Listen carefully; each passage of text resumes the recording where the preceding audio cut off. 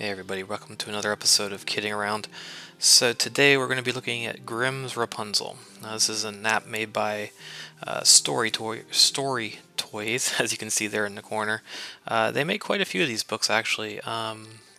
Rapunzel right now is my daughter's favorite of the books, so I thought I would take a look at that with you guys today. And so what these are is they're kind of an interactive 3D pop-up book. And what that means is it actually looks like a book, kind of like the traditional books you'd see as a kid where when you come into it, there you go, little items pop up. So what's kind of neat about these is they've actually done a nice job of making little interactive games for each book. So kind of similar to the apps we looked at last week with the Dr. Panda's Gardening and all those different types of apps where it's a little bit more instructional. In this case, we're going to grow some things here for Rapunzel, some flowers I think it was. My daughter watched me play this last night and promptly gave me a tutorial on how I was doing everything wrong. So now I think I've got the hang of it, at least for the first few pages here. So again, this is made by StoryToys. These go on sale a lot, so if you want to grab one of these, I highly recommend you just kind of keep an eye out for them. There's several apps out there that will tell you when things go on sale. So as you can see, when you drag your finger around, you kind of get a 3D view. I'm going to tilt the phone a little bit too, and you'll get like a little bit of a motion thing there with the phone itself. So that's kind of neat. As you move the phone around, you can look different angles and then drag your finger around. Lots of interactivity. You tap different things happen. Go on to the next page here. So everything folds up. Kind of cool. And it does have the story of Rapunzel. I'm sure it's not the Disney version of Rapunzel. You know, there's some copyright there probably somehow, some way, I don't know. Anyways, as you work through, you do different activities. In this case, we're going to gather some flowers and go through the book. So the book progresses and you go through the whole story, and there's interactions about every page or 2 pages depending on the app. They've got them for all the Grimm's fairy tales, Snow White, and all kinds of them here. Let's see. I see Snow White, Red Riding Hood.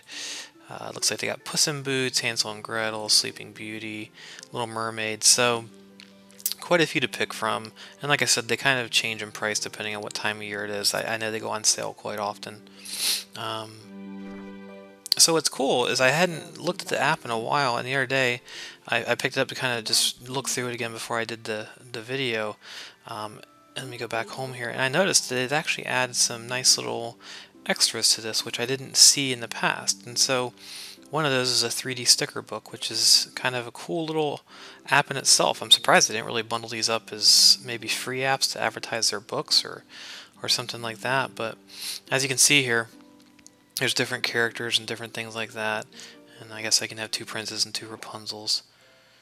You can unlock all stickers and scenes with a single low cost. So I didn't notice that the other day. That's interesting.